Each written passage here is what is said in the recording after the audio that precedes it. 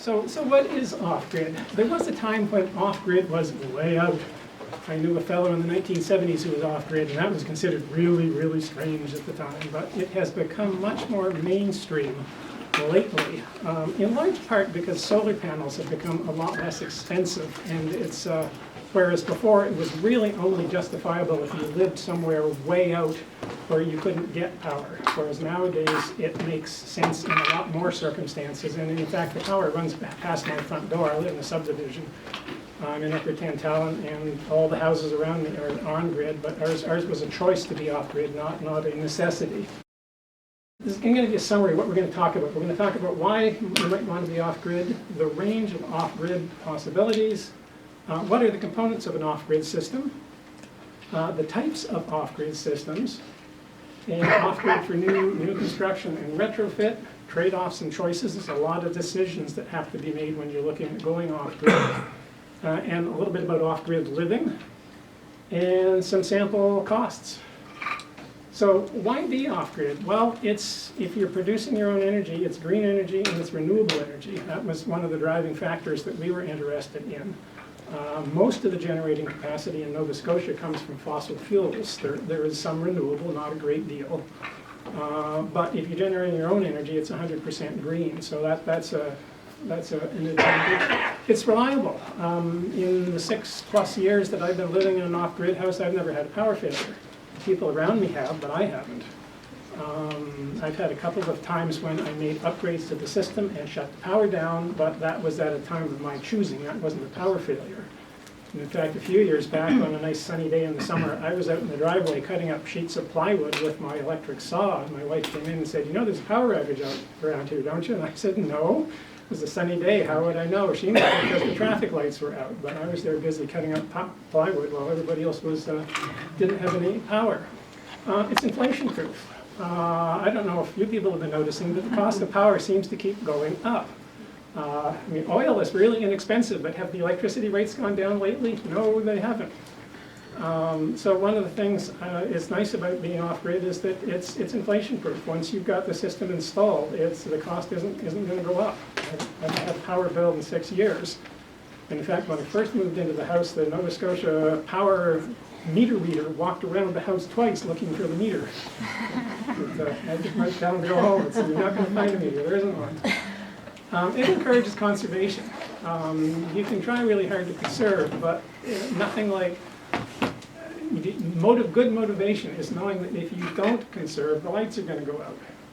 It encourages you to actually do something about using less power. Now, tiny houses, by their very nature, tend to use not a great deal of power. But being off-grid encourages you to keep an eye on it. Nature awareness. When I lived in an off-grid house, I really didn't pay any attention to when I used power. If I needed it, I flipped the switch and away we went. In an off-grid house, I pay attention to what's going on outside, just because it's better to use power when it's available from the sun. So my wife and I tend to the extent that we can, and to the extent that it's reasonable, we will do power-hungry things like laundry and vacuuming and things like that when the sun's shining. Now, you can't always do that, and I've got batteries to cover the situations at night and whatnot, but you pay attention to what's going on outside, just like nobody picnics in the rain or skis in July. I mean, that sounds silly, and yet the way we use electricity is often silly in the sense in that it's not tailored to meet when it would be appropriate to do so. Whereas in an off-grid situation, you tend to pay attention to what's happening. I really enjoyed yesterday. It was mostly sunny after a whole bunch of cloudy days. So yeah, boy, we were running laundry and doing vacuuming and doing a bunch of things. It's insurance for the future. I don't know what's going to happen in the near future, except I'm pretty darn sure it's not going to be like the near past. And I see a lot of things happening in a lot of places, and they don't surprise me a bit, because I won't go into this at length, but my theory, and a number of other people's theory, is that the lifestyle we lead is the result of about 250 years of ever decreasing price of fossil fuel. We've been burning through this stuff like mad. We're not in any danger of running out, but we are in danger of not being able to increase the supply. Despite the fact that crude oil is cheap these days, that's because there's about a 2% oversupply. That 2% oversupply is going to go away at some point. And we're not going to, we've had a 300-year binge basically on cheap fuels, and that's going to end. And given that we're don't seem to be taking any steps to reduce it, it's probably going to end badly. How soon and how badly, I don't know, but I sort of like having my own power system that's independent. So I'm independent from the rates, or independent if the entire grid goes down. I lived in Ontario in 1998 when there was a big ice storm that took power out for days for us, weeks for others, and it was quite interesting to see how badly our house, which was fine when the power was on, it was not fine when the power was off, so it was interesting. All right, let's take a look at the range of off-grid possibilities. A lot of people think that an off-grid house is a cabin in the woods. You can have a cabin in the woods like that. That is a tiny house of a sort. It's not a very, very nice one, but it's a tiny house. But you don't have to have, off-grid doesn't have to be primitive, I guess is what I'm saying. So there's no reason that you couldn't have, there's no reason that you couldn't have that mansion set up to be off-grid. Now, you need fairly deep pockets to do that, but you need fairly deep pockets to buy that in the first place. So it's not that it's not possible. But really what you want to strike is a happy medium, whereby you have something that's big enough to do what you need, but no bigger. And tiny houses work beautifully in that sense. Small is good. Tiny houses are awesome. They're a good.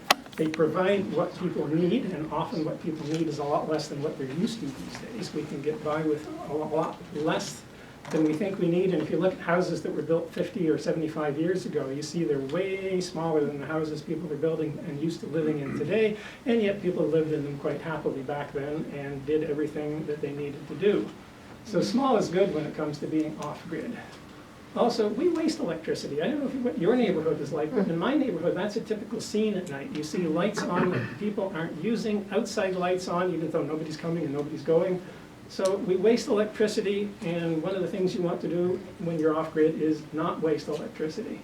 Conservation is way less expensive than generating energy. So the very first thing you're going to want to do if you're thinking about being off-grid is to figure out how to reduce your energy use. Not doing without, but not wasting it either. People sometimes ask me what the hardest part about living off-grid is, and I'll tell them the hardest part is resisting the urge to turn off lights when I visit my on-grid friends. You get used to turning them off, and you see lights burning all over the place, and it's rather great sounding. Well, nobody would go and turn on a hot water tap and just walk away and leave it running, would they? But they walk away and leave light bulbs on. It's very interesting. All right, let's talk about off-grid stuff. You need a renewable energy source of some description. Micro-hydro is one. You see that more out in BC. You need something with a great deal of drop and a certain amount of water flow. There are a few places in Nova Scotia where you can do micro-hydro, but not that many. And you wouldn't do it like that. That water wheel is photogenic, but it's not very efficient. People that really do micro-hydro use different things that are much more efficient and much smaller. But if you can find a place in Nova Scotia to do that, dandy, but there aren't too many. The other possibility is wind turbines. There are places in Nova Scotia that work well with wind turbines, generally near the coast, and only certain places. There are places where these work well, but if the mere fact that it seems breezy is not enough. Wind turbines have a dirty little secret, and that is that they're rated at a particular speed, but the amount of power you can get out of them drops as the cube of the change in the wind speed. And what that means is that the wind speed drops in half, the amount of energy you can get out of it drops by 8. At first in my house I had I had solar panels and a 1,000 watt wind turbine, but that was rated at 1,000 watts, but you needed about an 80 kilometer an hour breeze to produce the full rated output. You drop down to 40 kilometers an hour, which is still a decent breeze, and you're getting 125 watts out of it, and at 20 kilometers, which feels breezy but no danger of blowing you over, you're getting 16 watts, which is barely enough to run 2 light bulbs. So the power drops off really quick. If you're thinking wind turbine, make sure you've got a good wind resource, or your wind turbine's going to be sitting there doing very little most of the time. Ours, a part broke on ours, a major part broke after a few years, and we took it out and had it replaced with more solar panels because the price on those had come down dramatically. So we've got now 2 banks of solar panels, and that works very well. Which brings up, of course, solar panels, which have come down in price dramatically over the last 10 years. There's been about a 700% drop in price. They're now quite affordable, at least compared to what they were, and it's they're in Nova Scotia. There is enough sun. You do get cloud, you do get fog, but you also get sunny days. And the nice thing about not wind turbines, but solar panels, is that they're quite decent about producing reasonable output even on days that aren't ideal. Right now, I can see it's sort of hazy bright out there. There's enough to cast shadows, but it's not full sun. You would be getting perhaps somewhere around half of the output of panels in conditions like that. So they're quite decent about, unlike wind turbines, they're quite decent about producing reasonable output even when not under perfect conditions. And it takes a really dark, cloudy day before you get nothing out of them. Now, mind you, snow on them can be an issue. Back up here. Snow on them can be an issue because it blocks the sunlight. So I've got some up on my roof which I can't get at because they're too high. In fact, right now they're mostly covered in snow from the snowstorm we had a few days ago. But the second batch is down on the ground where I can dust them off with a big broom, and those work well. It helps to have them down where you can get at them. All right, you need something to store energy with, unless you're willing to be dark at night. So that's the big battery that I've got down my basement. Those are actually made here in Nova Scotia, up in Spring Hill. Surrett Battery makes them up there. So it's nice that you can get a local product that's world-class and works well. Those are lead acids. Those are the same as the battery in your car. It's a technology that's been around forever. Require vents for those batteries? Yes, absolutely. In fact, I'm not sure if you can see it in that. No, you can't see it in the picture, but over here, just out of the picture, there's a vent that comes up because they can give off hydrogen, and you don't want hydrogen blowing up in your basement or wherever you've got this stored. So yeah, generally you have a little fan or vent to vent it to the outside when it's charging hard. Those are lead acid batteries, like the batteries in your car. They've been around forever. That's a mature technology. They're expensive and they're very heavy, and they don't last forever. Those are deep cycle batteries, though. Oh yeah, oh absolutely, yes. Not quite the same as what's in your car. No, you're right. The chemistry is identical to the car battery, but in terms of actual construction, car batteries have a different life than those batteries, and they're made differently. So Right. Those are specific deep cycle batteries designed for the off-grid type applications. I'm told that if you treat those well, they should last for 20 years. I've had mine for 6 and a little bit years, and they're still working well, and we'll keep our fingers crossed about how well they do.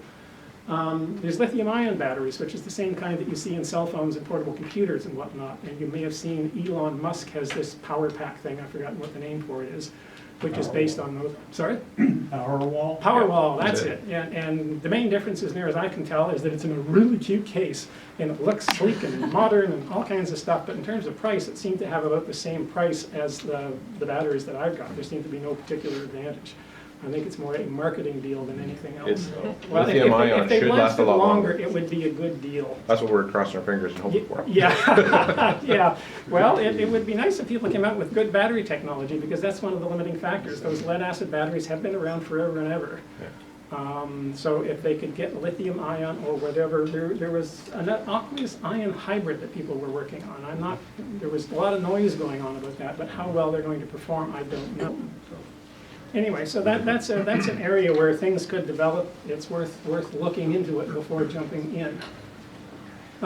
You need something that takes the power from the battery, which is DC current, and turns it into regular old household current, and that's an inverter. That's the one that's down my basement. There's lots of variations on that, but that's their job, is to allow you to power vacuum cleaners and anything else that plugs into a regular outlet. How many kilowatts?